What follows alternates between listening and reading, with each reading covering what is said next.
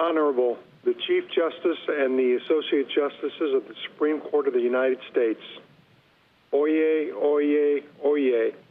All persons having business before the Honorable, the Supreme Court of the United States, are admonished to give their attention, where the court is now sitting. God save the United States and this honorable court.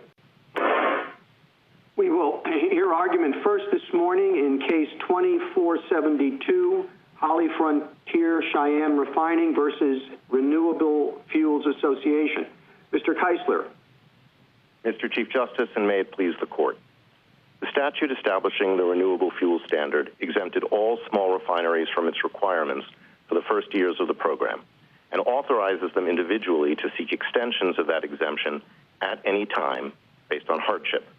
The question here is whether it prohibits EPA from granting a hardship exemption to a small refinery that hasn't been continuously exempt for all prior years. Respondents claim it does. Under their view, a small refinery can receive exemptions indefinitely, but only if it's never able to comply without hardship. If there's even 1 year in which it can comply without hardship, it's then disqualified for all future years. Nothing in the statute's text imposes this unique prohibition. Respondents' argument rests on the word extension, which they contend should be read temporally here to mean an increase in a length of time. But even if extension is read in its temporal sense, that does not require continuity. No dictionary defines extension to require continuity, and Congress has used the term elsewhere when it's specifically authorizing the temporal resumption of a benefit after a lapse. And where Congress has wanted to limit the term in the way respondents urge, it's added limiting words like successive or consecutive, which it didn't do here. A continuity requirement would also be contrary to this statute's purposes. The statutory design is to impose burdens that escalate dramatically over time. As the Department of Energy explained in 2011, some small refineries will face inherent and disproportionate hardships that will only arise or that will increase as those mandates grow. Driving those small refineries out of the market would undermine the statute's energy independence goals, and that's one of the reasons Congress authorized them to petition at any time based on hardship. I welcome the court's questions. Mr. Keisler, under your reading, which extend means to grant, you extend an offer or extend condolences, could an entirely new refinery apply for an extension to it of a hardship exemption? In other words, coming onto the scene for the first time, and they would, under your view, I think, have to ask for an extension?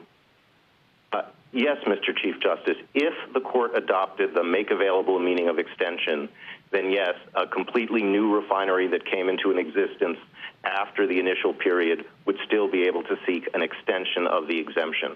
But the court could also construe extension in the temporal sense without requiring continuity. And in that case, it's certainly arguable that a new entrant would not be able to get an extension of the initial exemption because it didn't have one without there being any requirement that the extensions have been continuously enjoyed by others. Well, which of those two readings of extension, I guess each one of which you embrace, do you think is the right one?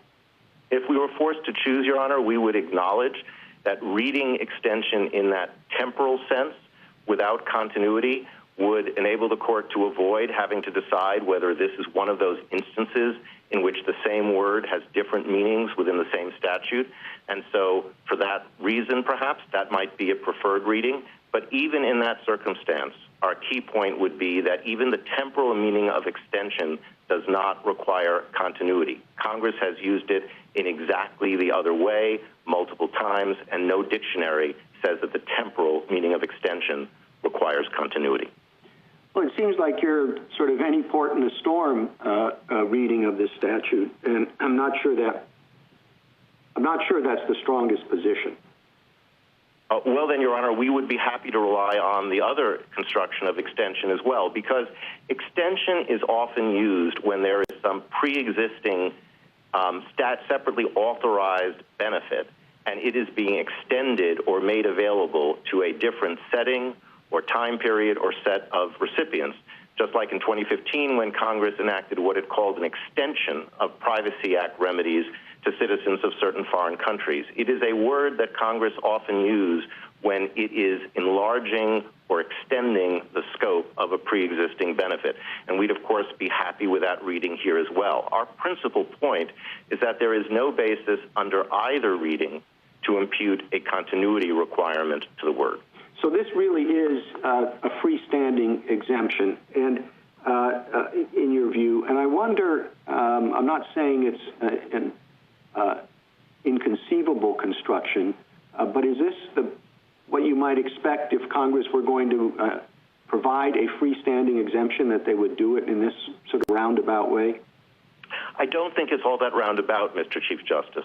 First of all, in subparagraph B3, that is exactly how Congress referred to this. It referred to the same petition and the same relief as simply a hardship exemption.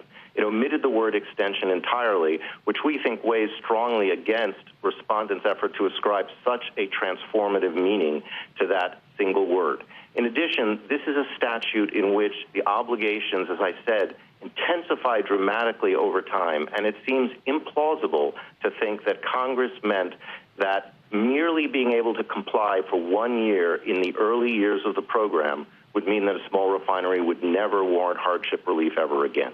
Counsel, I think you would agree that there's no Chevron deference issue here because the agency has changed its position. Is that right? Well, we don't agree with that, Your Honor, although, of course, we think the statute should be construed the way we urge without regard to Chevron. We do think that there is deference here because EPA adopted this interpretation in a notice and comment rulemaking in 2014, and it hasn't changed that rule. Well, the agency doesn't abide by the same position. Are you saying just it didn't do that through notice and comment? Well, that's part of it, Your Honor, but it's also the fact that these are agency adjudications. We filed our petitions under the existing rule, and that rule has the force of law if it's lawful.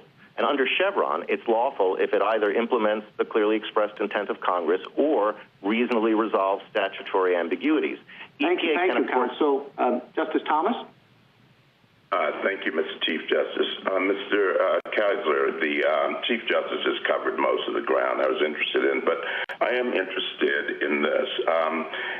For you to prevail, would your reading have to be the more normal reading of extension, or simply one possible reading of the word extension?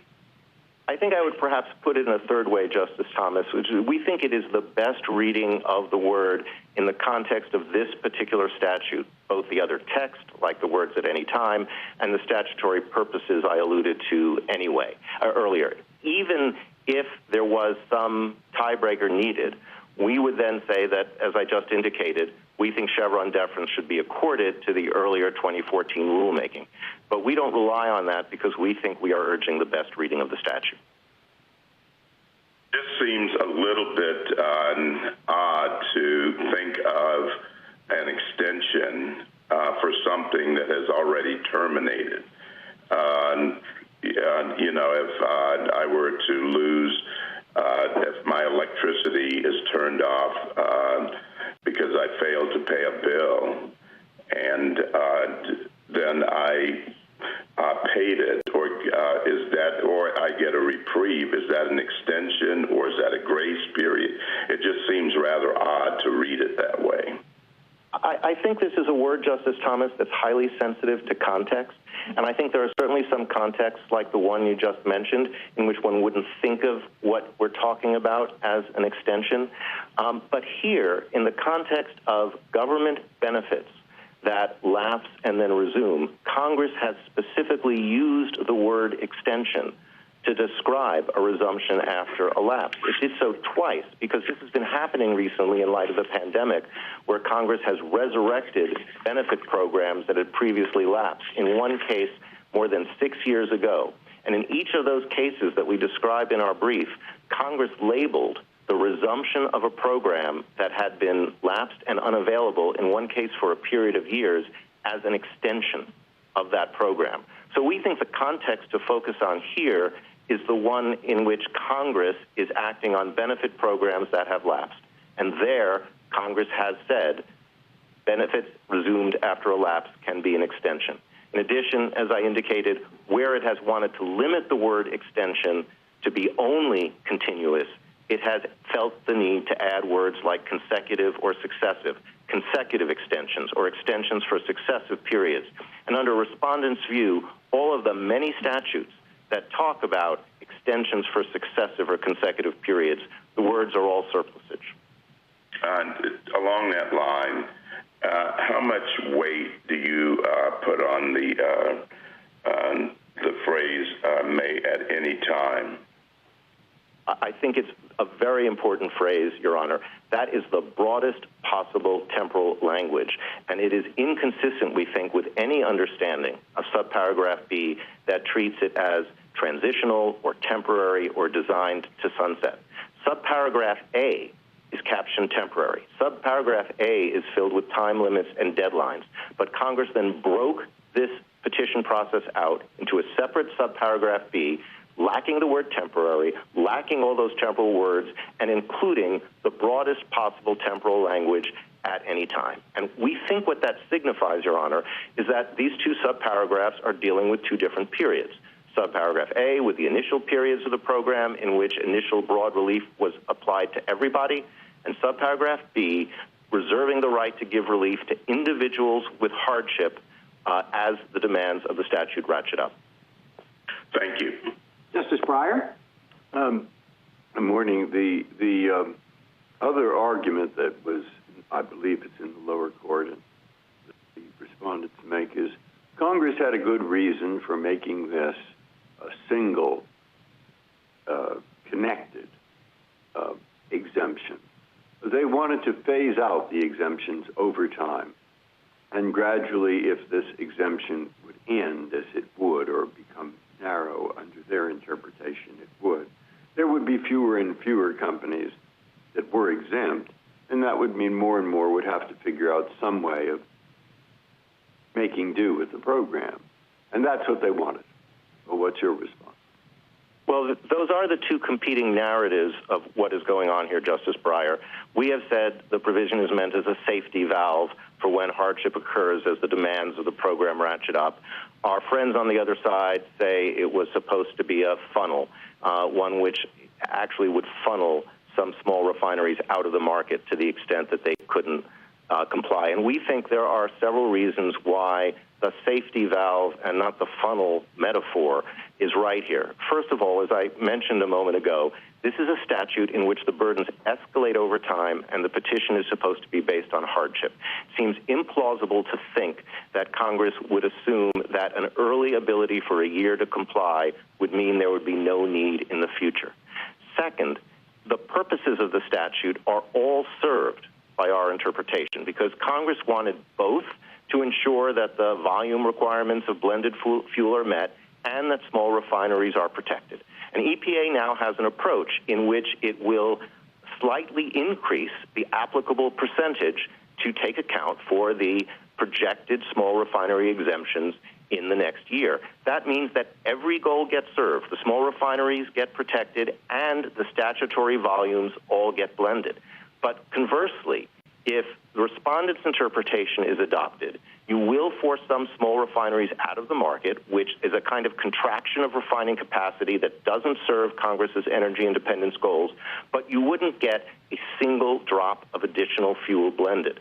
And finally, the anomalies I referred to in my opening statement, similarly situated refineries, both facing identical hardship, get treated oppositely because one of them, several years ago, when the statutory demands were lighter, was able to comply.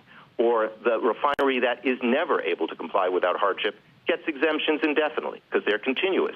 But the refinery that occasionally can comply is driven out. None of that, we think, commends respondents' view of this statute. We think it is a safety valve and not a funnel. Thank you. Justice Alito? Mr. Keisler, you and respondents have different accounts of the purpose of the act, but it's always difficult to interpret an act in light of its purposes. So, because acts serve multiple purposes. So let's put that aside and look at the text. You're right, extension can mean two different things. It can mean what you think it means. It can mean what respondents think it means. I don't know whether that's a wash, but both of those are possible.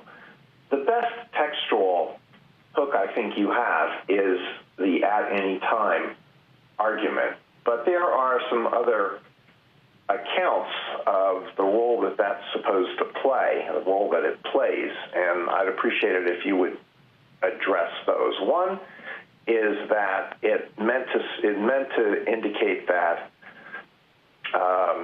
a small refinery can seek an extension after the finding that's made on November 30th.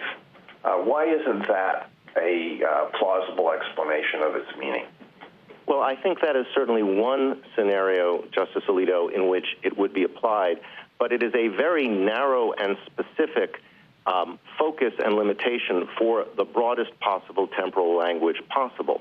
You know, the 10th Circuit said that, well, it says you can file it at any time, but that doesn't mean it can be granted at any time. Yeah, I know, that's not, let's put that one aside, but what about the November 30 deadline? So it's narrow, but it's a possible explanation. Well, I don't think it's a full and sufficient explanation, though, because under the Court of Appeals view, the ability to file a petition that can be granted ceases once a small refinery has had one good year. That's not at any time. So it's not simply that respondents have a view that attributes only a very narrow purpose to the broadest possible language. It also cuts out some obvious applications of that language when Congress has said these petitions can be filed at any time based on hardship. Oh, let me come back to the question you were talking about with the Chief Justice, and that is whether a small refinery that did not get an exemption under A could ask for a hardship exemption under B. How is that possible? Because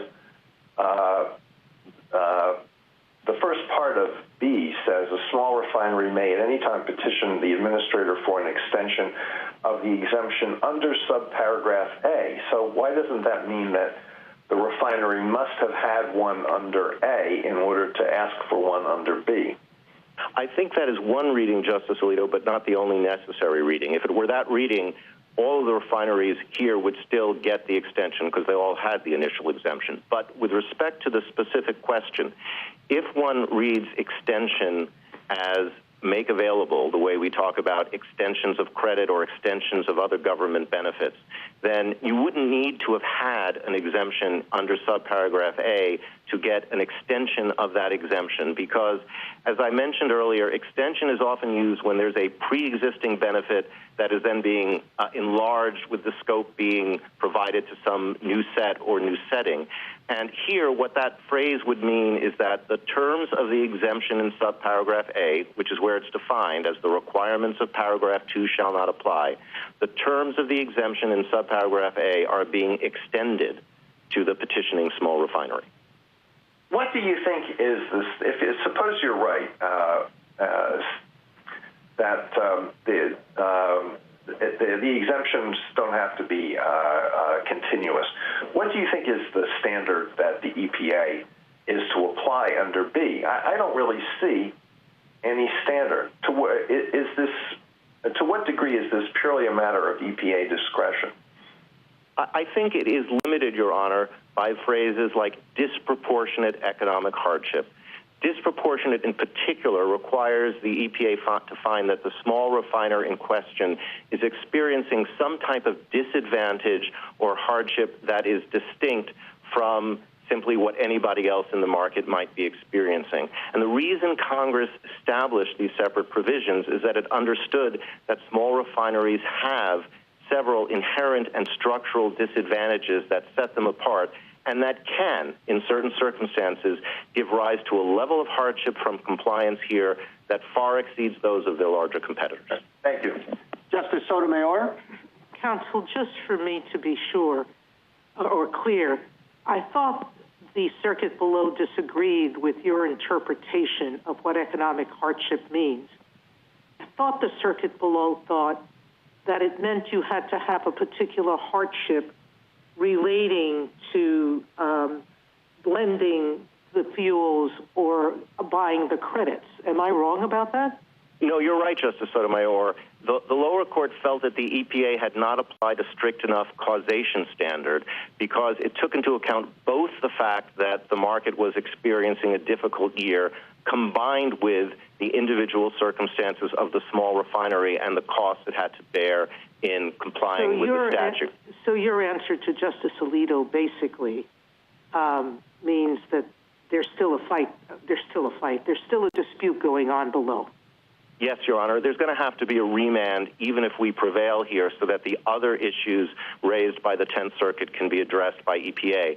But if the 10th Circuit is affirmed, there'll be no remand because we'll just be statutorily foreclosed from relief.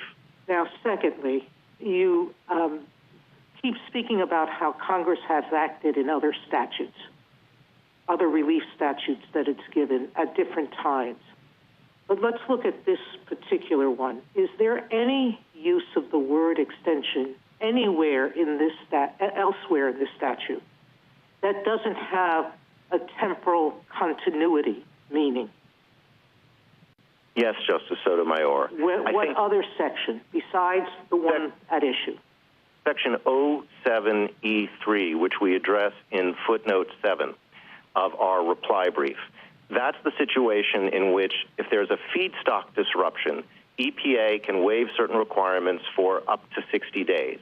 And then E703 says that in the event that disruption is continuing beyond the expiration of that period, it can be extended for up to another additional 60 days.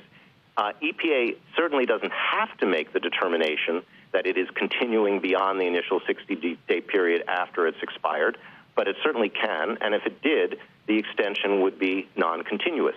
The other uses of extension in this statute, I would acknowledge, Justice Sotomayor, are continuous, but they're continuous because of features about those provisions, because they all involve extensions of an effective date when some requirement will first take effect. And of course, if an effective date is extended, it has to be continuous because otherwise it wouldn't work. Well, counsel, I guess my biggest problem is that you say in context we should read this differently, and you're talking about the two interpretations, the competing interpretations of what the purpose might be of this statute. But doesn't the use of the word temporary in the provision at issue suggest the other side's reading more than yours? I don't think so, Your Honor, because as you just said, temporary is in the other provision, in subparagraph A. And subparagraph B not only lacks that word, it says the opposite. It says at any time. And I would just add... But the problem is that B defines it defines A, and A is where you get the extension at all. Yes, but I don't think that means that subparagraph B carries over with it every aspect of subparagraph A. For example, the extensions are going to be of different duration. There are all sorts of different terms about when they will be provided and what conditions will be appended to them.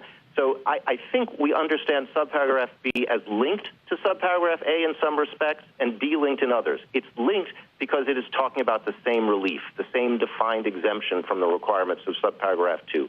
But it is delinked because it's not temporary. It's at any time. One last question. On your alternative reading, the one that you suggested to the Chief Justice, if we were to accept that extension doesn't require continuity, wouldn't that result in the, and then I think you acknowledge that small refineries that came into the scene after 2006 could never receive an exemption, correct? Under that reading, yes, Your Honor. So under that reading, basically it is a sunset reading of this provision. Well, I don't think it's a sunset because the provision would continue to be available to everyone who was there when the program started. But yes, if you newly came into existence as a small refinery, you would be ineligible. And for what it's worth, EPA in 2016 suggested one reason why that might be so. It rejected a continuity requirement, but it did say that new entrants shouldn't be able to get an extension, and they said that was because a new entrant comes into the world knowing this program exists and can have planned for it rather than one who had it foisted upon it. Thank you, counsel. Justice Kagan? Good morning, Mr. Keisler. In thinking about the ordinary meaning of this word, extension, I guess I'm wondering if you would comment on this hypothetical. Suppose that I rented an apartment 5 years ago, and I rented it for a year, and then I decided to give it up. And 5 years later, I'm now really tired of where I'm living now, and I want to move back. And I call the landlord and say, I'd like an extension of my lease. What would the landlord say? I think the landlord would scratch her head and think that's a very strange context in which to be using the word extension. I agree with that. And that, I think, is like the government's examples of the hotel guests or the people parking their cars. I think those may have a different connotation in part because they involve rights of physical occupation and because you go away and you then come back, and we think of that as discontinuous.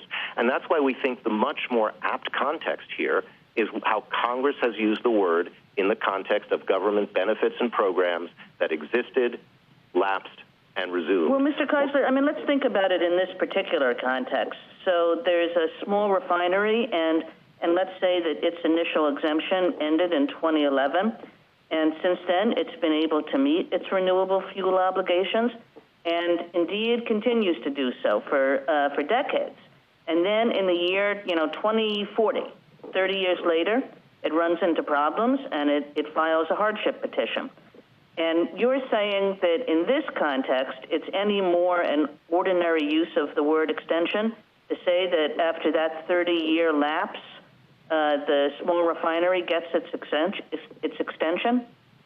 We would, Your Honor, and while that's an extreme example, we think it is still more in keeping with the statutory purposes and text to permit the small refinery, in Your Honor's example, to petition at any time. I mean, I guess I understand your argument about purpose, but I'm just trying to focus on the text here.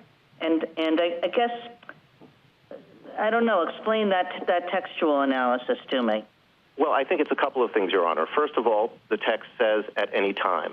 And second of all, while the hypothetical is extreme, and I think probably highly unlikely, it is, we think, no less extreme and much more contrary to the text and purpose to say that a refinery which had one good year in 2013, when the requirements of the program were so much more modest, somehow is foreclosed in 2016 when it faces real hardship from the ratcheting. Well, I understand your purpose argument, but I wouldn't think that that's a problem with the text. I mean, 2013, now it's 2016.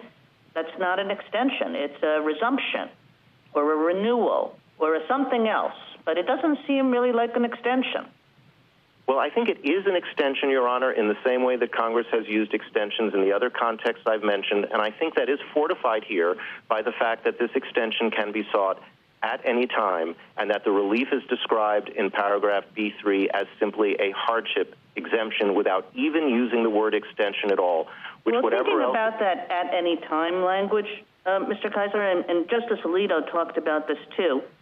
And, of course, that seems very general language, but if you look at this provision, it essentially says, look, you can get your extension by way of this study, or then even if you're not identified in this study, you can petition for an extension at any time, and you can do that even after the EPA determines the upcoming year's obligations, and you can do it even after a compliance year. So even after the year goes through and you haven't met it and you're kind of asking for a backwards extension. So that's a lot of at any time to give meaning to that phrase without distorting the word of extension, without distorting the meaning of the word extension, isn't it? Well, I think it is some applications of at any time, but it would also be the case that there would be some instances in which the refinery couldn't petition at any time, in particular, any time after it had 1 year in which it could comply without hardship. So I think Your Honor's interpretation permits them to do it at some times, but not at any times. And I suppose I would just quarrel with the premise of the question that interpreting at any time in its natural way requires a distortion of the meaning of the word extension. Extension is a word of many meanings, and it is frequently used in statutes the way we are recommending here. And you said frequently, but I think your brief only really has these two COVID examples in it. I mean, if you had written this brief last year, you would have had no examples.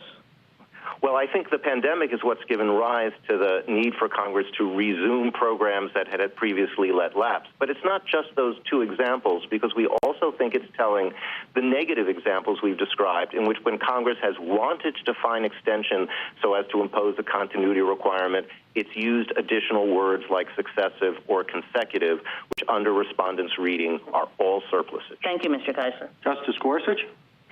Good morning, Mr. Keisler. You acknowledge in your briefs that extensions under A22 are likely to be continuous during that first period of time, during the first 5-year period. But you suggest that it is at least possible that they might not be, that there could be discontinuity there too, which would strengthen your argument that there could be discontinuity under B. I just want to explore that argument a little bit further. It's footnote 6 of your reply brief.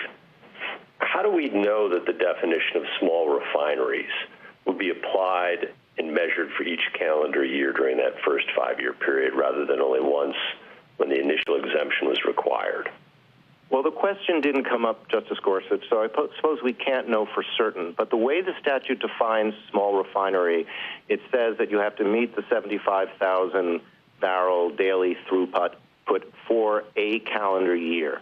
That at least suggests that it was talking about an individual year. So a refinery which started out as a small refinery and then in 2010 grew beyond that definition, we think wouldn't be a small refinery in 2010 and wouldn't have been entitled to the blanket exemption for that year.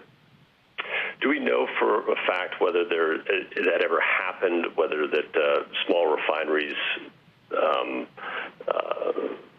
some qualified initially and then didn't qualify later, or vice versa during that first 5-year period?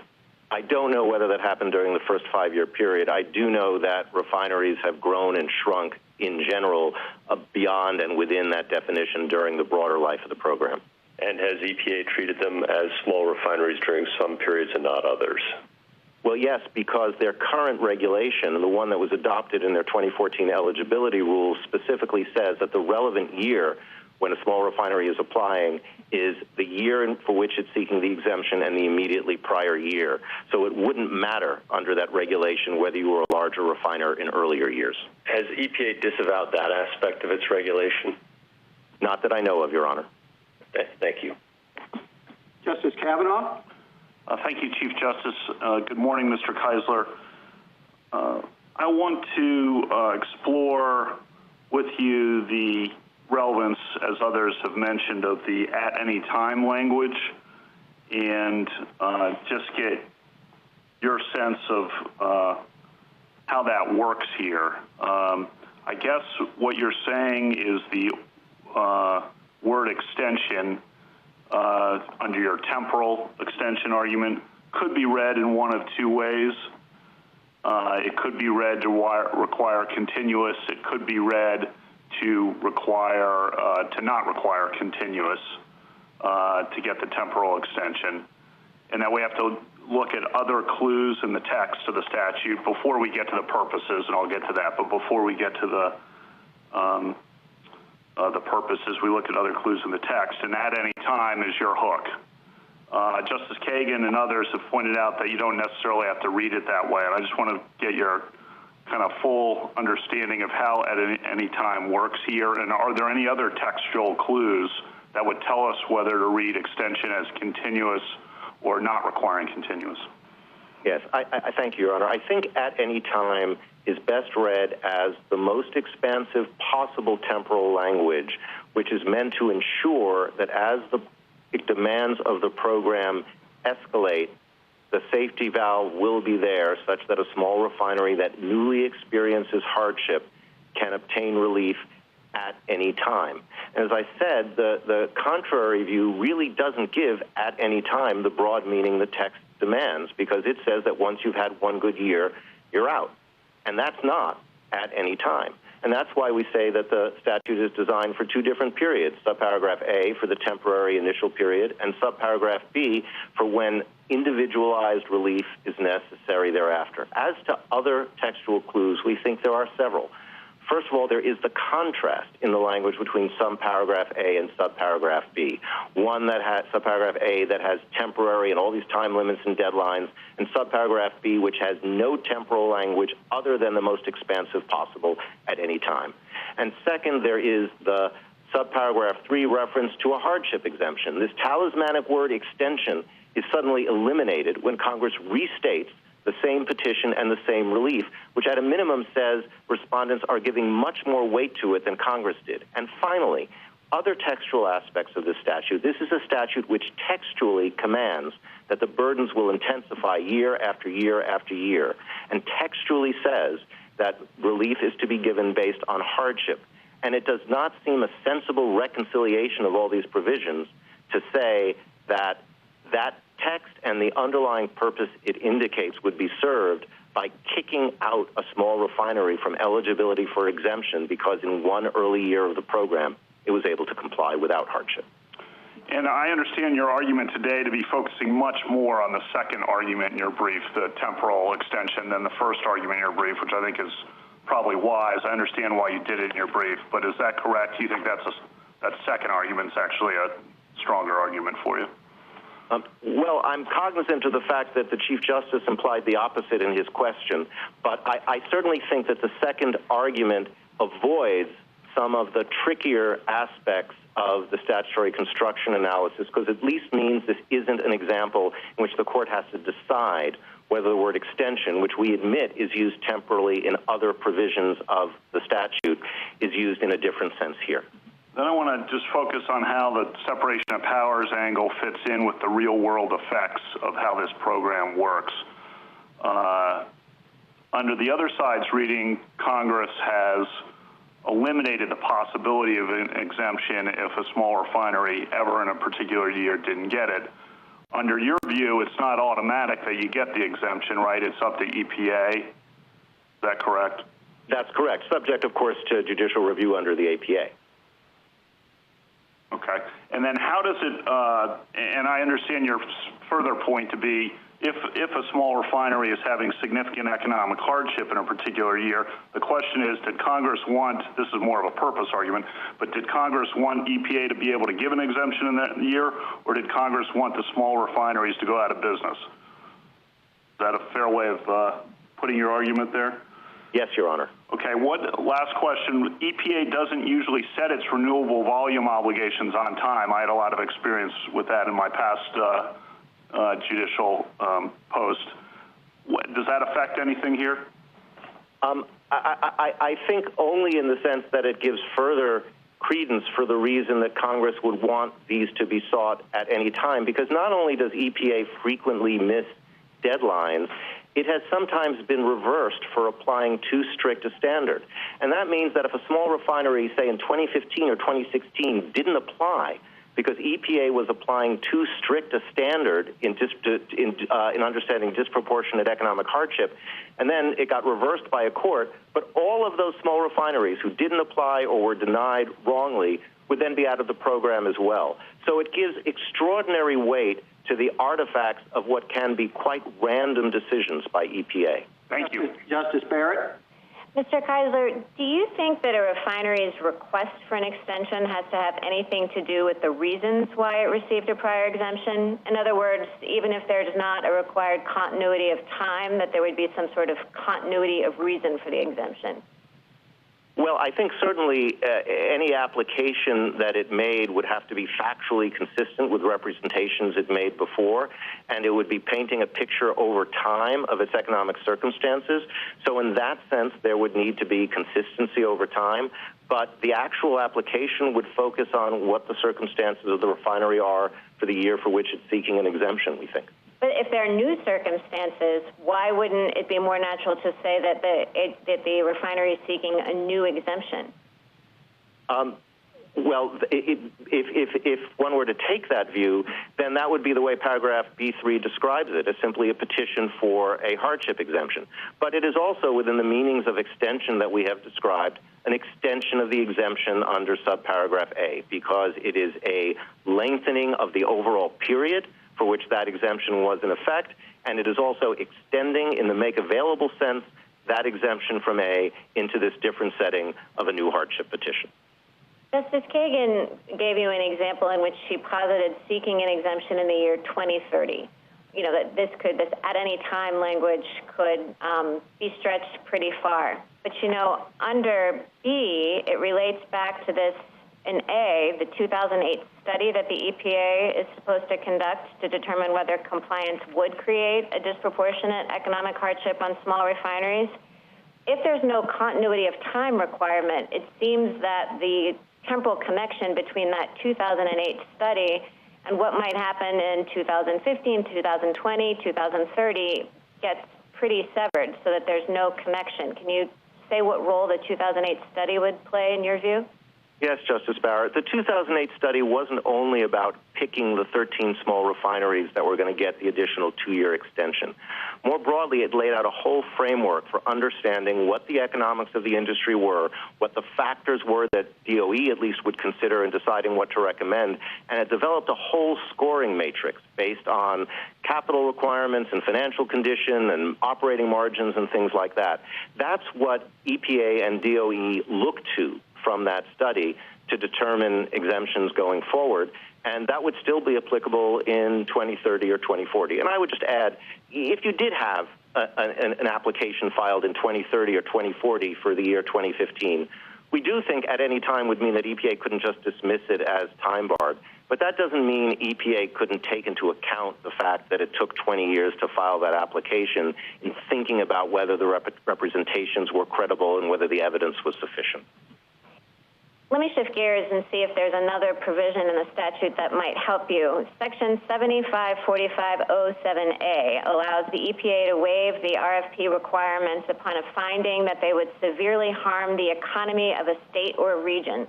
I could imagine a small refinery, you know, if it were struggling or if it were going to be forced out of business, that might harm the economy of a region. Is that a provision that might help you? Well, we think it's directed to a slightly different circumstance where there needs to be a broader reduction in the applicable requirement that applies to the industry as a whole when there would be harm to a region or a state or the whole country. And I think it does help us some because it shows that Congress wanted to permit EPA to be sensitive to these market conditions. But the key thing is that the small refinery provisions are the only ones that are geared to an individual company and its circumstances. So the broader authorities don't deal with that problem. And the reality is that you can administer a program more forcefully overall if you have the ability to exempt the smallest and most marginal players rather than letting the concern about driving them out of the market drive the whole program. Thank you, Mr. Keisler. A minute to wrap up, Mr. Keisler. Thank you, Mr. Chief Justice. I'd just like to add that respondents' interpretation is especially implausible given the structure it would impose. My friends say that these provisions establish only a limited transitional period. But they've identified no other statute with a transition period remotely like what they propose here. There's no defined end date. There's no defined number of years. It instead ends on different customized dates for each small refinery, depending on when that refinery first happens to be able to comply, even if it can do so only for 1 year. That's what gives rise to all the anomalies of similarly situated refineries being treated differently. And it's especially implausible that the one and only statute which would structure a transition period in this way would be the one in which the demands are designed to increase substantially over time and which authorizes small refineries to seek relief at any time based on hardship. Thank you, counsel. Mr. Michel. Mr. Chief Justice, and may it please the court. Under the key provision in this case, a small refinery may seek an extension of the exemption under subparagraph A. The meaning of that language is straightforward. If a small refinery has an exemption under subparagraph A, it can obtain an extension of that exemption from EPA. But if a small refinery no longer has the exemption, it cannot obtain an extension. EPA cannot grant something that does not exist. That is the ordinary, common sense meaning of the statutory text. It gives the word extension the same meaning in adjacent, interconnected clauses, and it reflects the statute's objective to boost production of clean, renewable fuel while providing transition time for small refineries to comply. Although the government endorsed petitioners' alternative readings below, EPA now agrees that the 10th Circuit correctly rejected them. Petitioners first proposed that extension in the key provision means grant, but the statutory context forecloses that reading. The subject of the extension at issue, the exemption under subparagraph A, cannot be granted anew. It can only be lengthened in time. Petitioners alternatively contend that extension has a temporal meaning, but allows the extension of an expired exemption. That defies the ordinary meaning of extension. In common parlance, it would be awkward at best to seek an extension of something that has lapsed, especially if it were described as temporary. Simply put, if Congress wanted to adopt the generally available exemption petitioners advocate, it would not have enacted the scheme it did here. That scheme does not doom small refineries to failure. The vast majority of small refineries, including petitioners, have successfully complied with the RFS in many prior years. The statute creates flexibility to facilitate ongoing compliance, and other tools exist to address other challenges. But the Court of Appeals correctly construed the provision at issue here, and its decision should be affirmed. Mr. Michel, this is a hypothetical rich case. Everyone's at different scenarios where extend or extension is used in different ways. You know, if you miss a deadline for a term paper, it would be normal language for you to go into the professor and ask for an extension. You wouldn't go in and ask for a new deadline. Given all those hypotheticals, both along those lines and the other way, you're not arguing that this term is plain or unambiguous, right? The terms you used in your opening was straightforward and ordinary, but it's not plain or unambiguous, is it? Yeah, Mr. Chief Justice, we're not arguing that it's unambiguous, but we do think this is clearly the more ordinary use of the term in common parlance. And we think that the court's decisions have said it will apply the ordinary meaning of a statute unless there's a good reason not to, and we think there's no good reason not to here.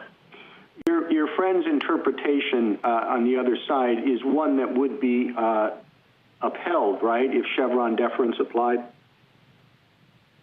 If Chevron applied, I think that would be correct, although I think there are a lot of reasons why Chevron doesn't apply, starting with the fact that the rule my friend cites does not actually contain any interpretation of the question presented here. He's relying at most on an implicit assumption in the preamble to the rule that leads to a position EPA no longer has, and I don't think there's any case in which the court has granted Chevron deference to something like that. And you're not arguing for Chevron deference going your way either, right? We are not, Mr. Chief Justice.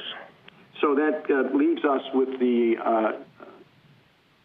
obligation to look at all the available evidence of congressional intent. I think that's right, and I would just start with what we think is the ordinary meaning of the term. I also think it's highly significant that that's how Congress used the term extend in subparagraph A, clause 2.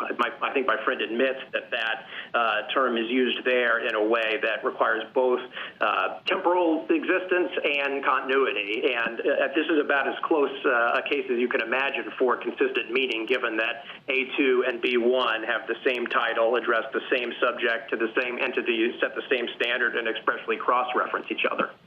I want to get back to a point Justice Kavanaugh made. The debate here is about whether or not the small refinery can get in the door. In other words, it doesn't automatically get an extension. It just authorizes EPA to grant an extension. And why wouldn't that be something that suggests a broad meaning of the availability of an extension? So a couple of reasons, Mr. Chief Justice. Just looking at the structure of the statute, Congress, of course, labeled this a temporary exemption. It provided for increasingly narrow mechanisms of extension. If you look at A2 and then B1, you can actually see the funneling effect. It goes from 2 years to, to an unstated period, which EPA has construed to be 1 year. And if you look at the other waiver provisions in the statute, they're also relatively narrow. So Thank you, counsel. Justice Thomas? Thank you, Mr. Chief Justice. Mr. Michel, just a couple of brief questions. The Secretary, let's say, going back to a point that Justice Kavanaugh made, that EPA could often, or was often, late in completing its work. And here, I'm particularly interested in the study that it was required to have done by the end of 2011. Or the beginning of 2011. What if it were late and the temporary exemptions expired? Then it implemented the rule. Let's say it provided for the extensions a month later. Would those be considered extensions, or renewal? And how would you deal with those? Justice Thomas, yeah, I do want to stress the study was completed in time, and so all of these extensions under A2 were, in fact, continuous as a practical matter. I think your question really highlights that Congress expected them to be continuous as well, because the study was due at the end of 2008, and the initial exemption extended through the end of 2010.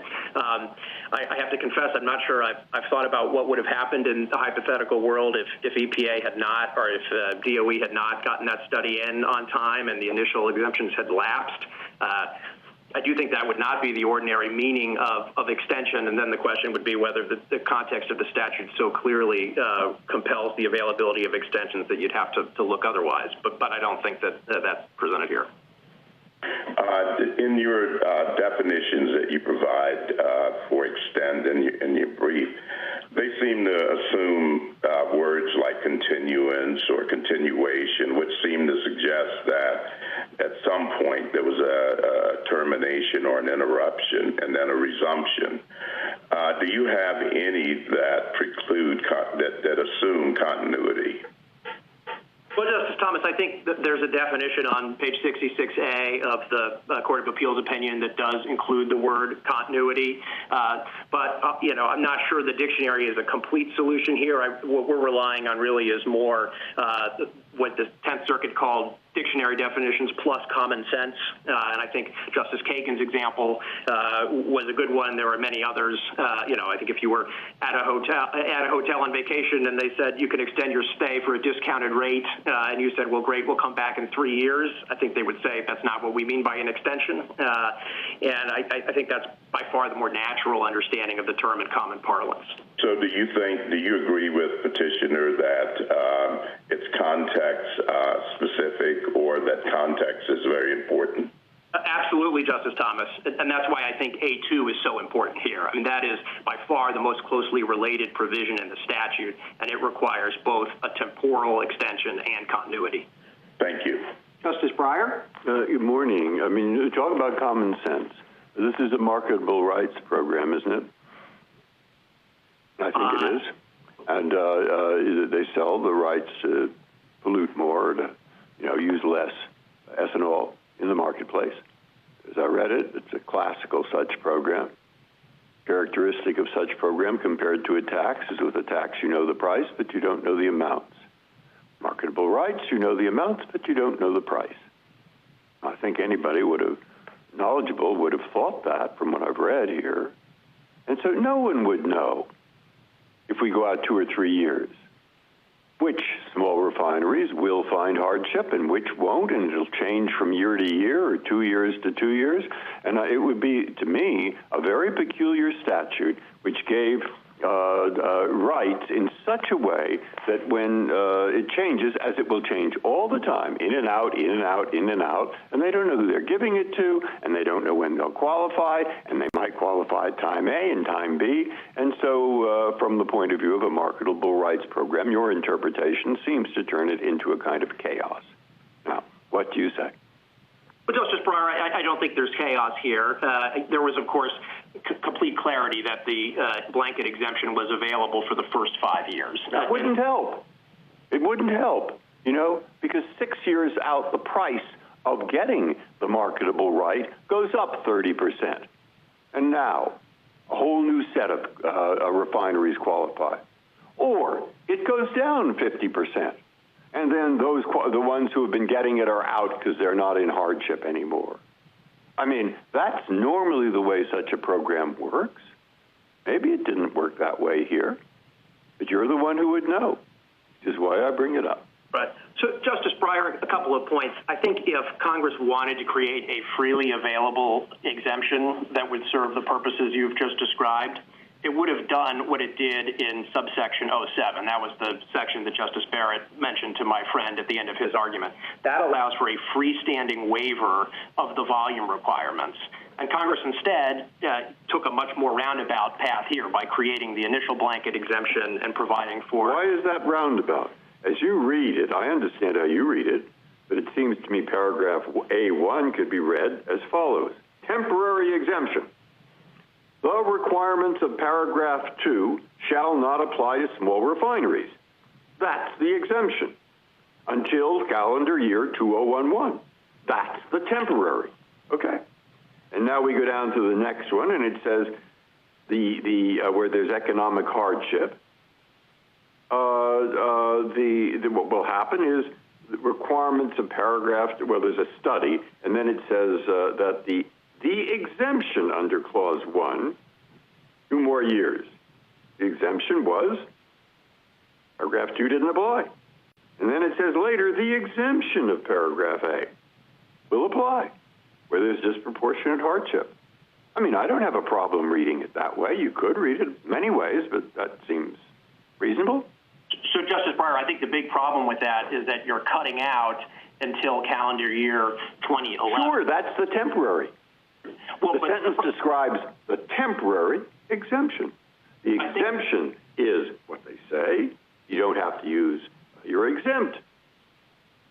I think the problem with that reading, though, is that in B1, it directly references back to the exemption under subparagraph A. And there's simply no language in subparagraph A that can be freely granted. That, if Congress wanted to do that, it would have done what it did in subsection 07, where it said exactly what you just said, which is a refinery can petition for a waiver of the volume requirements with no time requirements. Justice Alito? Well, my concern here is exactly what you've been discussing with Justice Breyer, or at least it's along the same lines. Is it true that the price of RINs fluctuates quite a bit? It is, Justice Alito.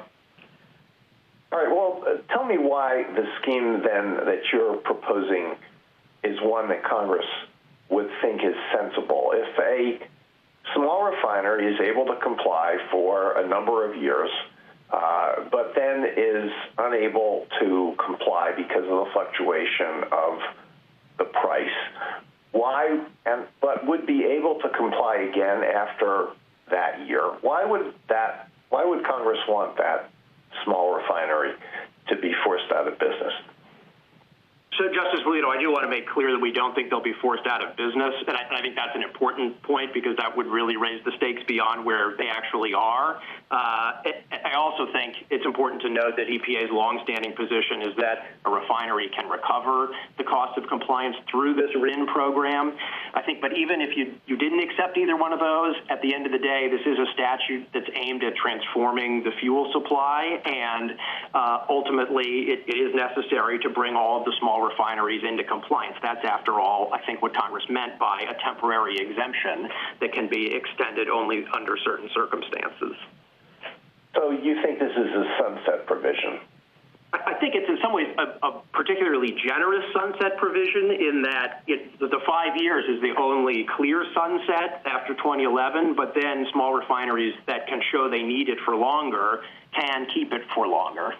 The ultimate result is, I think, something of a sunset, but that's exactly what you would expect from a temporary exemption.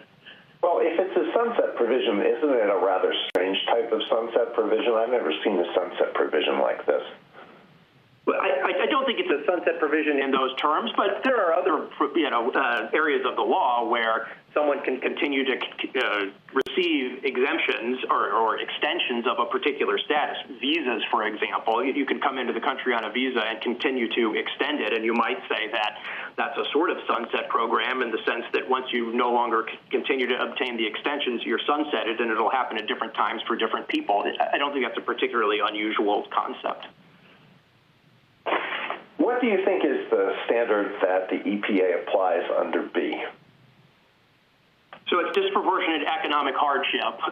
What are these other economic factors?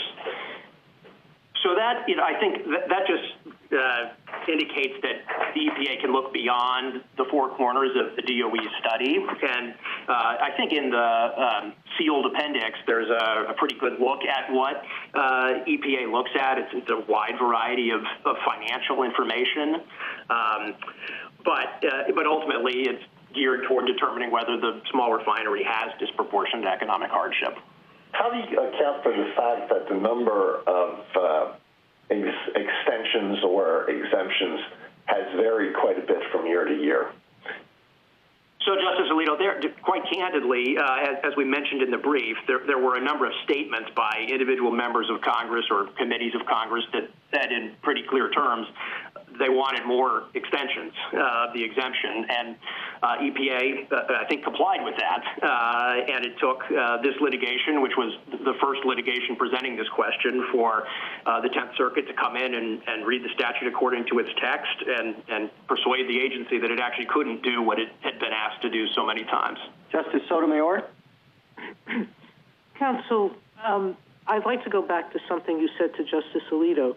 You said that this is not going to cause small refineries to close. Please explain why. Sure, Justice Sotomayor. I think if you look at the history of the RFS program, the vast majority of small refineries have complied for many years, including petitioners in this case. And that includes years in which they have sought hardship relief under this provision and had it denied. EPA denied about 18 petitions between 2013 and 2015, and as far as we know, only one small refinery went out of business after that. It's also notable that other refineries that don't fall underneath the 75,000 barrel per day threshold that's in the statutory definition for small refinery have complied all the way back to 2006, and that's true even of refineries that have 80,000, 90,000, throughput that's not all that different, and it doesn't really present qualitatively different economics than the refineries face here. And finally, there is flexibility built into the RFS program. As we've mentioned, there are waiver authorities. Justice Barrett cited one.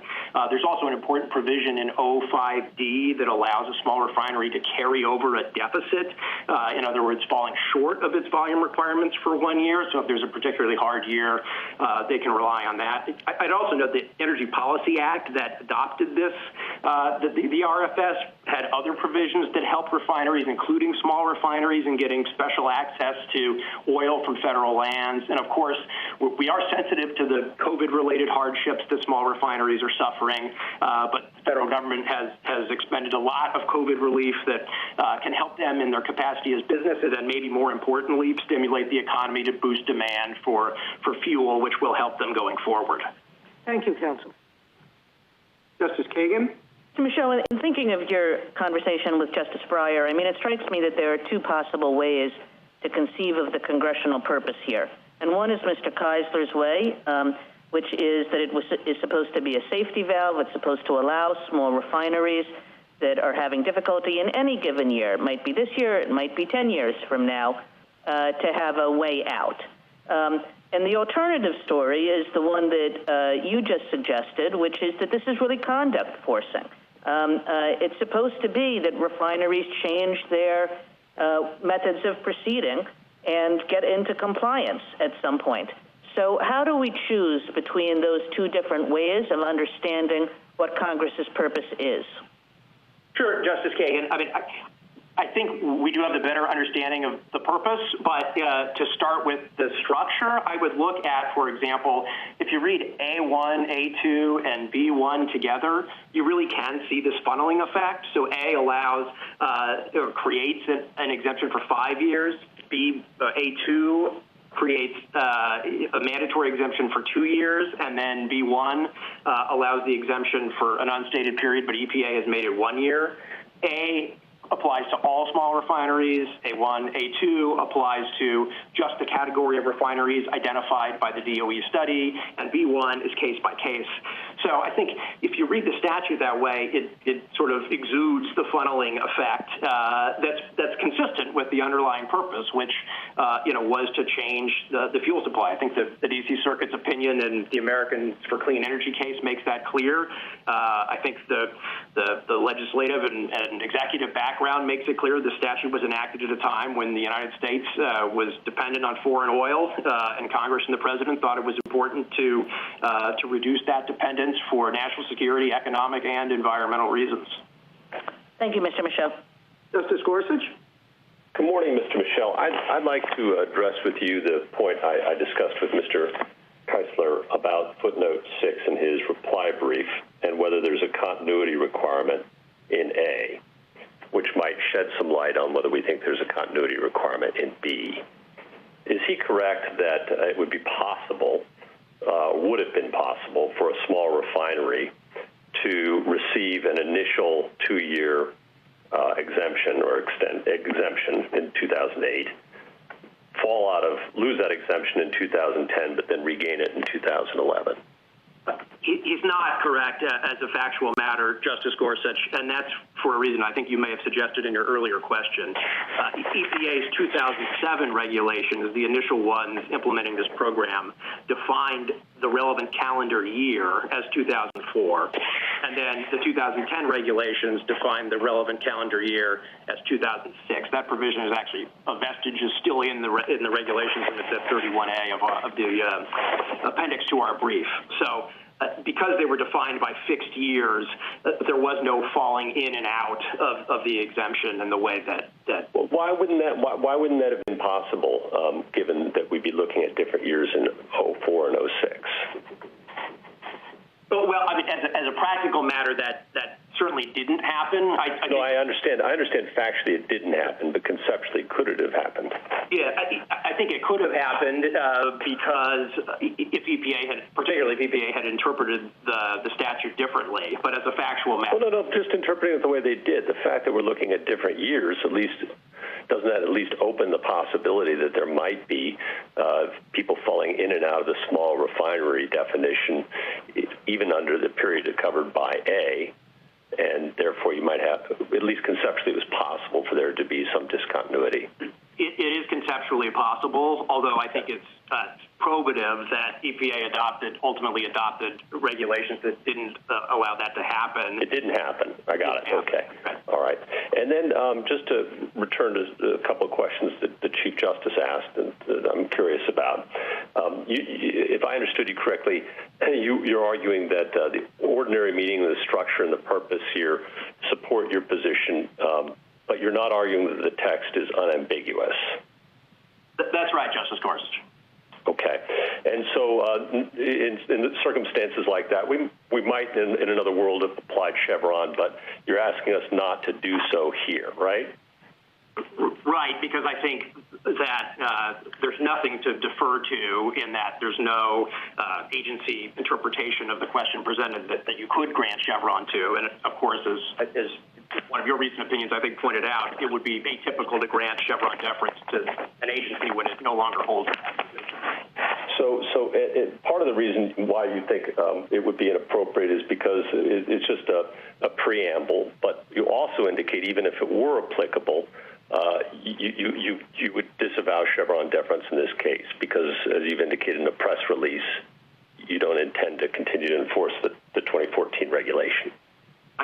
Both of those things, and I would also add, it's not so much even that it's in a preamble, it's that it's also, at best, an implication in the preamble that doesn't. Okay, but even if it were not in the preamble, even if it were absolutely clear, you still would ask us not to apply Chevron. That would be our position, although here I think it's a lot easier because it's not in the rule and it's not even clear in the preamble. And part of the reason why you don't want us to apply it is because it would be a mistake to supply deference when the agency has changed its position. I think that's right. As the court observed in Epic Systems, one of the traditional justifications for Chevron is deference to executive officials, and requiring accountability. And it would be a strange understanding of accountability to defer to an executive interpretation that's not the one the executive has now. Justice Thank Kavanaugh? you, Mr. Michel. Thank you, Chief Justice. Good morning, Mr. Michel. On Mr. Keisler's second argument in his brief, which is his lead argument today, the argument that the word extension is temporal but does not have to be continuous. Just to set up how I'm thinking about this and then get your response. You admit it's not an unambiguous word. I think Congress uses extension sometimes, even when something's lapsed. We have the examples, COVID and other examples. You make a big deal about ordinary usage, but I'll give you 3 instances in my life where ordinary usage goes the other way from what you say. So sometimes when you're teaching and you have a 5:00 p.m. due date for a paper, after the due date, you will get an email entitled extension request. You grant a paper extension afterwards. Or when you use a sports contract example in your brief, but oftentimes if the contract ends at the end of the season, in the off-season, the player signs a new contract. That will be described by most people as player extends for 2 more years. Or if you let your print newspaper subscription lapse for a time and then you start it up again, you'll tell your family member or friend, oh, I extended the paper subscription. So I think ordinary usage also, like congressional usage, in my experience at least, doesn't tell us exactly. So how do we break this? And the 2 things he emphasizes are at any time and there's no sunset date. So I want to get your responses to that. And then also on the purpose and context, if we get to that to help break what, I don't want to say tie, but to figure out what Congress was thinking about with the word or what it was doing with the word extension. Your position is that Congress wanted small refineries to have no outlet at all, to essentially go out of business, whereas the other side's position is simply that EPA would have authority, as a matter of separation of powers, authority to grant an exemption if a small refinery had a problem. And it really seems quite implausible to think Congress wanted refineries in that circumstance to go out of business. So if I can get your response on the at any time, no sunset date, and the implausibility of Congress wanting small refineries to go out of business rather than EPA having authority. Thanks, Justice Kavanaugh. And I think I can maybe fold in a little bit of your first question, too, or your comment. I think at any time means exactly what it says, which is that a small refinery can ask for an extension of the exemption at any time. But that doesn't define what an extension of the exemption is. So in Justice Kagan's example, I think if that renter originally had a lease that said you can extend your lease at any time, I don't think it would work to come back 5 years later and ask for an extension. I think, as my friend said, the landlord would still scratch his or her head. So I think, although I take your point. How about 10 days later? So I do think 10 days later may be different. I don't think we should base our decision here on not absurd, but extreme hypotheticals. They're not absurd. They're extreme, though. But like a few days later, you would call that an extension? I think you might, but I think that would be because you were running it back in a sort of nunc-pro-tunc sense to the prior. Exactly. Sure, but I want to make very clear that's not what the small refineries are asking for here. They had exemptions through 2011 or 2013, respectively, right. And they're asking now for an extension into 2016 or 2017. So it really is Justice Kagan's hypothetical and not the nunc-pro-tunc extension. On the purpose and context, I think if you thought they were going to go out of business, this would be a tougher case. They haven't gone out of business in the past when many small refineries have complied. But of course, the purpose of this program was to drive change in the fuel market. Drive change to the point of driving small refineries out of business? I don't see that anywhere in the text or history. Justice Barrett. Mr. Michel, I want to make sure I have a handle on what you mean by ambiguous. You've said a couple times that the word extension is ambiguous, and I would have thought that by that you mean that it does have several definitions, which we've gone over during argument and in the briefs if you look in the dictionary, but that in the context of this statute, it's clear which of those definitions, or reasonably clear, that there's a better indication of which of those definitions is the right one. Am I understanding your argument correctly? Yeah, I think that's right, Justice Barrett. I don't mean to resist. If the court wants to say that our reading is unambiguously correct, I'm not here to tell you not to say that. I'm just saying I don't think you have to go that far if you don't want to. Well, I mean, not necessarily unambiguously correct, because, you know, we're here arguing back and forth about what it might mean. But I don't think you mean to say that we could not glean which way in which Congress was using the word extension when we look at the context, correct? Absolutely, I agree, Justice Barrett. Okay, and as for Congress not plausibly intending to send the small refineries out of business, is it possible that Congress just didn't anticipate that they wouldn't be able to comply, that it just grossly underestimated how easy it would be for small refineries to meet the standards? I actually think they might, if I understand your question correctly, they might have underestimated how easy it would be. As we explained in the brief, it turns out that because of this RIN trading system, small refineries are able to recover the full cost of their compliance because the marginal cost of RFS compliance is priced into the market price for refined fuels. Now, I'm not saying that Congress necessarily would have known that at the time, but as it's turned out, there's very little risk of going out of business because of the way the program has well, but they say that they're then at the mercy of the RIN market, and it can be very expensive. But putting that aside, let's just posit that, you know, what Justice Kavanaugh was saying is right, that your reading would drive some small refineries out of the market. Which way should that cut? I mean, because if we think that Congress might not have anticipated that at the time, what are we to make of that? So I think, you know, Congress, of course, included a number of provisions that added flexibility that would keep small refineries from going out of business. But I do want to answer your question directly. I suppose at the end of the day, if 15 years later there were one or two small refineries that couldn't comply because they couldn't find a way after 15 years, I think that Congress would have accepted that outcome because it was trying to change the fuel supply. But I want to stress, I don't think that's what's going to happen, in part because of the other safeguards that Congress wrote into the program. Thank you, Mr. Michel. A minute to wrap up, Mr. Michel. Thank you, Mr. Chief Justice. The key statutory provision here has an ordinary common sense meaning. To obtain an extension of the exemption under subparagraph A, a small refinery must have an exemption under subparagraph A. Petitioner's contrary reading is counterintuitive at best. This court typically applies the ordinary meaning of statutory language unless there's a good reason not to, and here there's not. Allowing extensions only for small refineries that maintain an exemption fits with the words and structure Congress adopted, not alternatives it could have chosen instead. The ordinary meaning reflects the statutory goal to drive the market toward renewable fuels while giving small refineries a significant but limited benefit and requiring continued compliance, including with the flexibility that Congress wrote into the RFS, will promote its objectives without causing the harm petitioners fear. The decision below should be affirmed. Thank you, counsel. Mr. Morrison?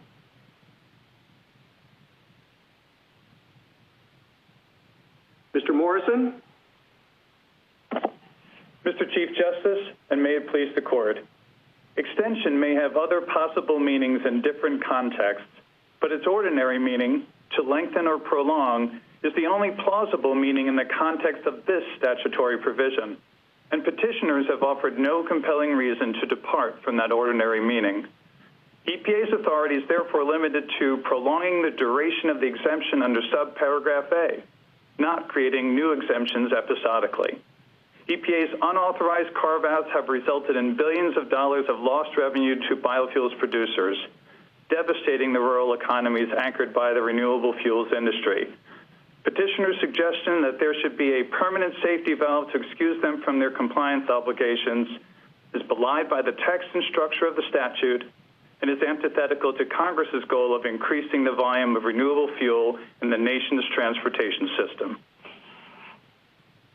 Counsel, can EPA grant an extension of the time to file for an extension?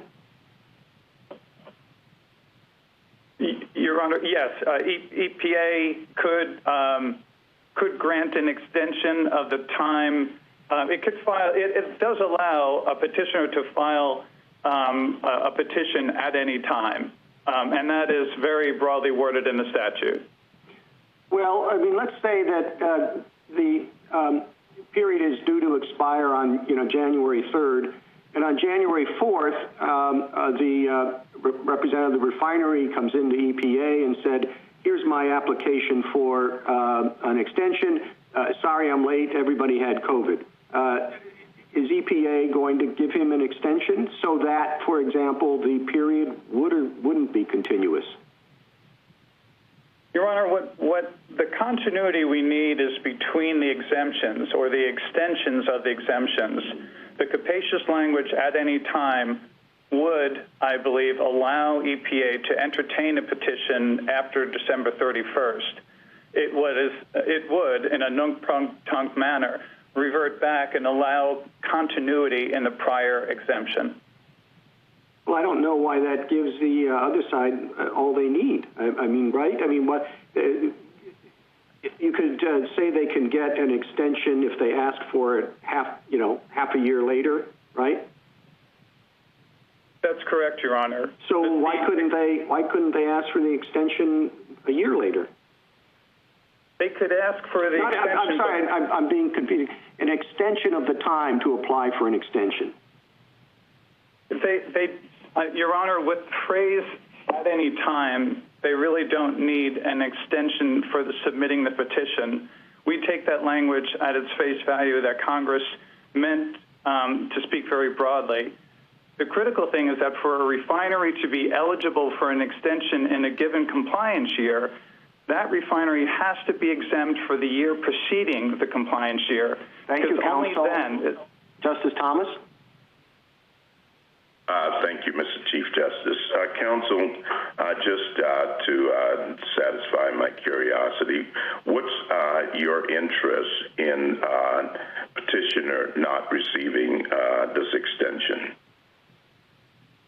Well, Your Honor, I don't have a personal interest in a petitioner not receiving the exemption. No, I mean not you personally, but your clients. Your Honor, it's because it was granted after a lapse in the exemption. There is I understand only that, but how does it affect your clients? Your Honor, where there are exemptions given from compliance, that affects the demand for their products. It affects the demand for ethanol, which in turn affects the price of RINs, the price of the fuel that they sell. There have been almost 4 billion gallons over the last few years that have been lost to small refinery exemptions. That has had a devastating effect on the renewable fuel sector. So your interest is that you are not selling enough ethanol? Is that what I'm hearing?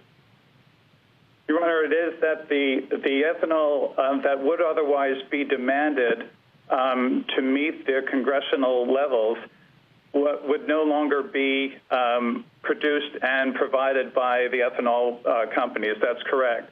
And Congress's objective in achieving those and in making sure under 03 that those levels are ensured to be met by the agency, it's critical that the agency provide those volumes to make sure the statutory levels are met.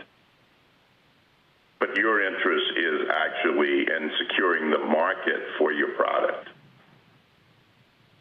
Your Honor, it's in making sure that, yes, we are going to be providing ethanol, blending into the nation's transportation level system at the levels Congress contemplated in 02 of the statute. Thank you. Justice Breyer? Same question about marketable rights. I mean, when you read about the first extension, it doesn't say 2011 and then 2 more years. It says 2011 and at least 2 more years. They could have given 50 more years as far as that wording is concerned. And I guess they wouldn't want to do that because things change all the time. You don't know what the price of the RAN will be. No one knows. Sometimes it's up, sometimes it's down. Now, I've just given you an excellent reason why you would lose. they want small refineries to not have to do this. And who is a small refinery with disproportionate hardship varies tremendously, possibly, across the years. So what do you point to show I'm wrong? What do you point to in the legislative history? What do you point to in the context in which this was enacted that says, no, they're not worried about the fluctuating prices and changes. They're worried only on phasing this out. What's your point? What's your strongest evidence? And I do look at the legislative history, if you have some there. Your Honor, all refineries had 15 years to adjust to the levels that ultimately peak in 2022, and they had time gradually, giving them all the time to build the capacity, and that is explained in Senate Report number 10974 at 6. Secondly, small refineries had a 5-year blanket exemption plus an additional possible 2 years to invest or adjust. And thirdly, I would say that the RFS compliance costs, as the government points out, turned out to be recoverable anyway, which would adjust for the fluctuations. If it did become more expensive in a given year, those compliance costs would still be recoverable in the cost of the product sold. And then finally, I would point to the equities of the situation that in 2015, only 7 out of 137 refineries were under the exemption. So about 95% of the refineries in the country had complied, were meeting their or making their proportional contribution to the RFS demands. Justice Alito? Justice Alito?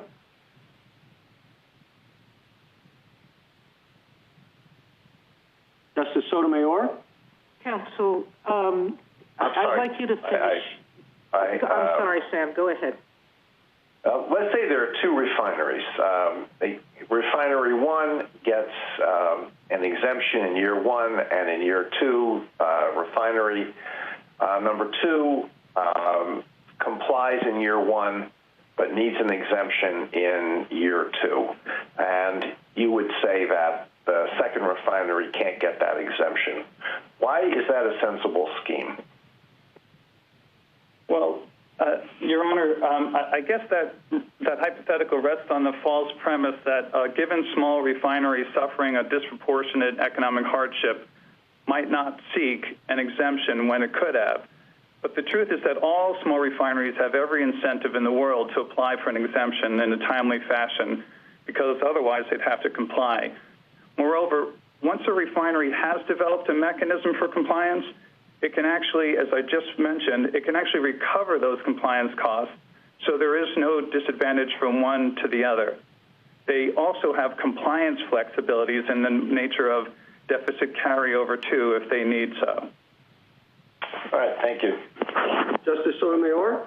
Counsel, both you and I think the government have said that as the system has turned out, Congress may not have known that the costs were recoverable. Can you explain that? I mean, what is odd about this statute is that there are all sorts of jump-off points away from the statute. The government mentioned a bunch of them. Justice Barrett mentioned one in particular, the regional effect. But there are all sorts of other outs that the EPA can implement. But why would Congress not have anticipated the cost recovery? Your Honor, I believe in 2005 and 2007, Congress did not have the information that it later gleaned and that EPA provided in analyses that it did on the impact of RFS compliance costs to refineries, small and large. The most comprehensive study came in the 2015 EPA report by Burkholder, and there were other similar reports by Niddle and others that basically found that RFS compliance costs were recoverable in the cost of products sold, small and large. That information was not available to Congress in 2005 and 2007. And I think that's part of the reason why you don't see, you actually have this exemption on the books.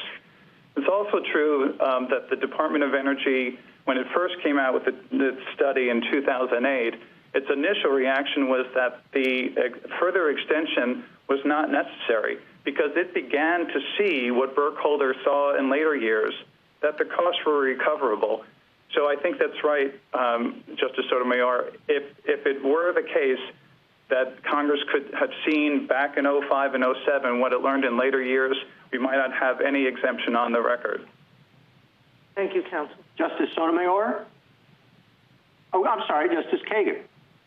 Mr. Morrison, I want to go back to your conversation with the Chief Justice about what at any time means. You said it was quite capacious, but of course you don't think it goes so far as to give Mr. Keisler what he wants. So could you explain to me what that term means? What does it include, and where does it stop? Yes, Justice Kagan. At any time speaks only to the simple procedural question of when a small refinery can submit its petition. It says nothing about the substantive requirements for getting an exemption extended. Congress added that language at any time simply to clarify that small refineries can submit petitions outside of the time-limited provisions in A1 and A2. For example, small refineries can, and did, submit petitions in 2011 and 2012 when the Department of Energy did include them in its study. And I believe this distinction between the procedural question, as we view at any time, and the substantive discussion about what's required for an exemption extension is clear from four things in that language. First is the ordinary meaning of may at any time petition.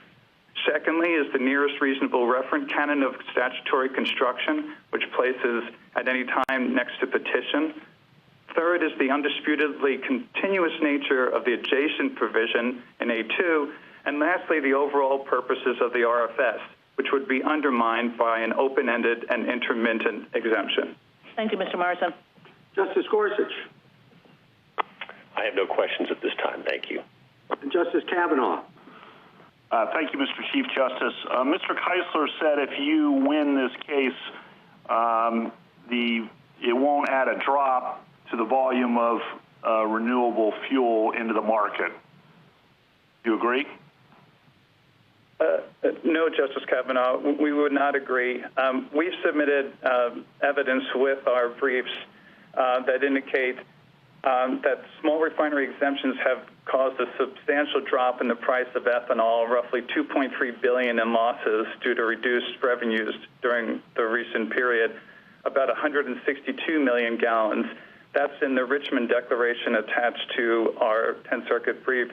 I would also point you, Justice Kavanaugh, to the state's amicus filing here, which details the economic harm that has been and will be continued upon the biofuels industry if these exemptions continue. Right. The economic harm as distinct from the volume into the market. I'll let Mr. Keisler respond to that if there is a response on rebuttal. Another question, picking up on Justice Breyer's questions. Seems like we have a choice whether to interpret this as giving the agency flexibility to give the exemption or kind of a prohibition on granting the exemption. Why, when faced with this kind of provision that doesn't have the kind of sunset language that you would often see, wouldn't we interpret this scheme to the extent there's ambiguity to give the agency flexibility whether to grant exemptions given the hardships that could result? Justice Kavanaugh, I believe we do begin with the ordinary and common meaning of extension. And although there may be other definitions possible, the ordinary and common meaning is simply, it remains to prolong or enlarge. I think there are three contextual clues that bring us to the fact that this was meant to be a temporary exemption extension. The first is simple language in B1, which limits EPA's authority only to extending the exemption in A1, which Congress said would be temporary and time limited. The second is, in the same way Congress used extension in the rest of Section 211, all throughout the Clean Air Act, when it uses extension, it does prolong continuously the duration of something pre-existing. And I do believe, lastly, that if continuity is clear in the words Congress did not choose, that if it had chosen reinstate, restart, renew, or taken the most simple path of just saying that someone could petition for an exemption, that would lend toward a non-continuous interpretation. Thank you.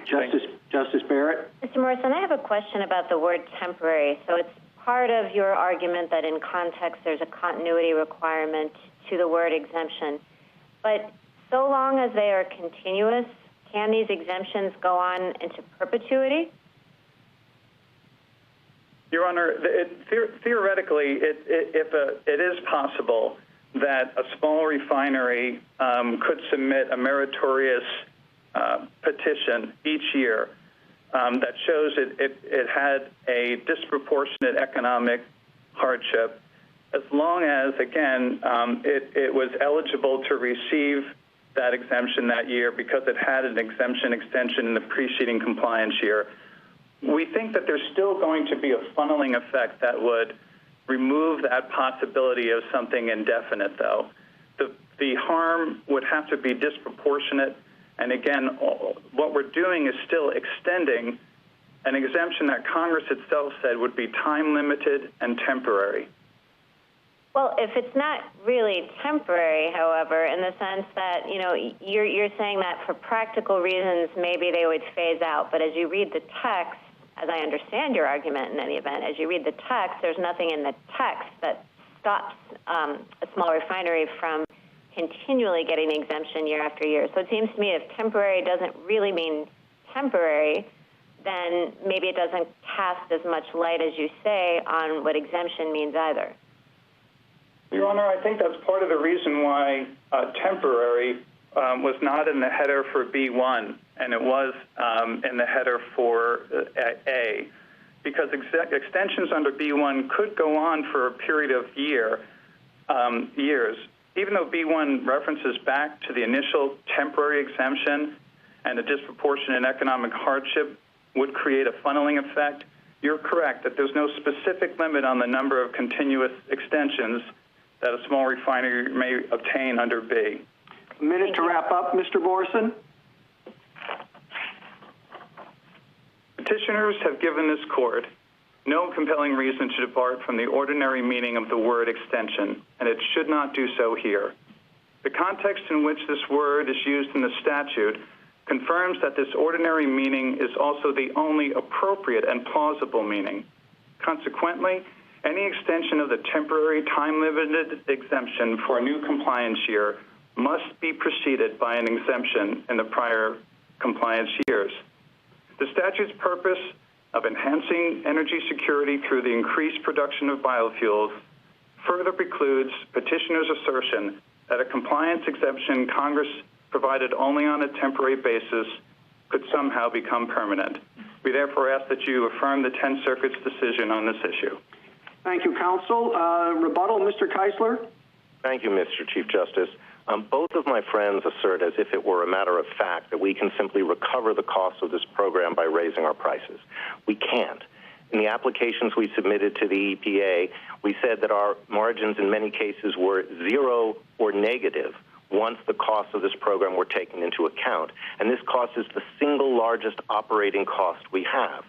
But we don't want the court to decide as a factual matter whether we can pass through these costs or not. We're just asking the EPA to look at that evidence as part of our submission. But, of course, they won't if, for this entirely irrelevant issue of continuity, they don't get to consider our applications at all. And the issue of continuity doesn't depend on whether we're right or they're right about whether or not these costs can be passed through. Now, my friend from the government began by saying that this won't doom small refineries to go out of business. But the key point is that if he's wrong about that, and if it did, he's saying that EPA's hands are tied and that Congress meant EPA's hands to be tied and never meant it to be able to grant relief even in that circumstance. Instead, it meant that we would be funneled out of the market.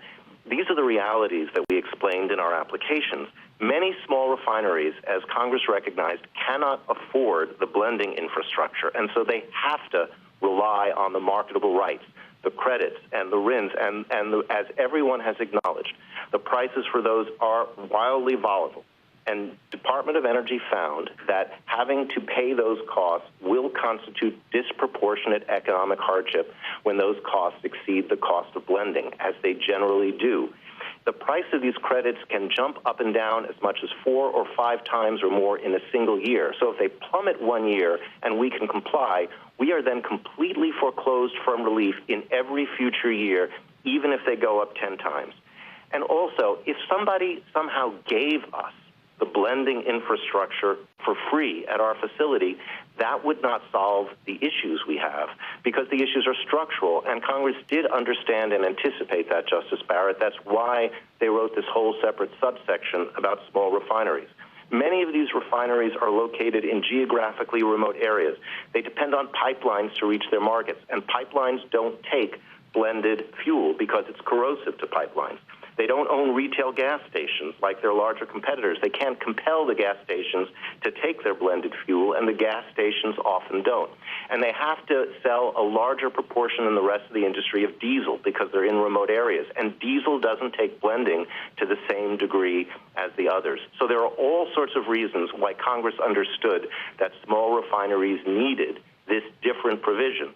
And that's why they authorized them to seek relief at any time based on hardship. Thank you, counsel. The case is submitted.